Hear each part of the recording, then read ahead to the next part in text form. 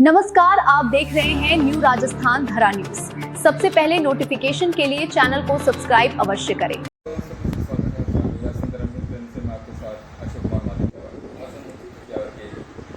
महात्मा Gandhi English medium school government, जी हाँ। तो आइए इस प्रक्रिया को लेकर हम जानना चाहेंगे यहाँ के प्रिंसिपल साहब मौजूद है कि इस इंग्लिश स्कूल मीडियम के अंदर किस तरह से बच्चों का एडमिशन किया जाता है। उसमें बहुत बहुत स्वागत करता हूँ। मेरा क्या नाम है? नए सेक्शन में जो विद्यार्थी का जो एडमिशन होगा तो उनके अंदर कितनी सीटों का प्रावधान होगा और किन किन कक्षाओं? मेरे विद्यालय में लगभग हर कक्षा में रिक्त सीटें उपलब्ध है, जिसमें सभी में एडमिशन करवाया जा सकता है। 12वीं क्लास इस बार पहली बार होगी, उसमें तो पूरी 60 सीटें हैं। 11वीं में भी साइंस बायोलॉजी खुली है, मैथ्स खुली है, तो उसमें सारे बच्चे एडमिशन के लिए आ सकते हैं।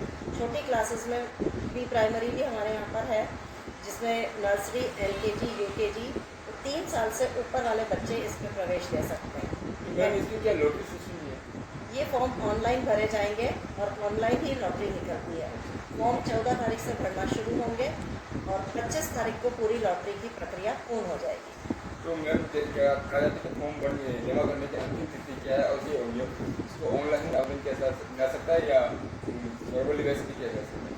नहीं, फॉर्म ऑनलाइन ही भरे जाएंगे, और क्योंकि लॉटरी ऑनलाइन फॉर्म की ही निकली जाएगी, ऑफलाइन फॉर्म की ऐसी कोई व्यवस्था इस बार नहीं है। विद्यार्थी जन को प्रवेश के दौरान किन कागजों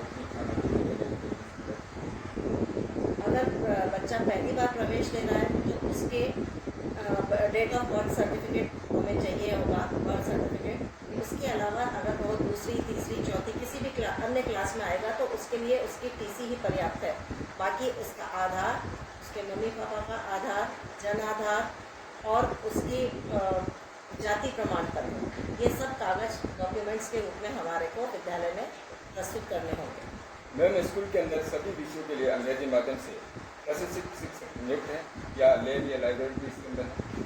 मेरे विद्यालय में लैब और लाइब्रेरी दोनों सुविधाएं उपलब्ध है, और जो टीचर्स हैं वो भी सब इंग्लिश मीडियम के हिसाब से सेलेक्ट होके या तो इंटरव्यू के माध्यम से या फिर रिटन टेस्ट के माध्यम से ही आए हुए हैं। मैम, पिछले सत्र में स्कूल का जो शैक्षणिक प्रदर्शन कैसा रहा और बच्चों को मुफ्त ड्रेस व किताबें मिल रही है?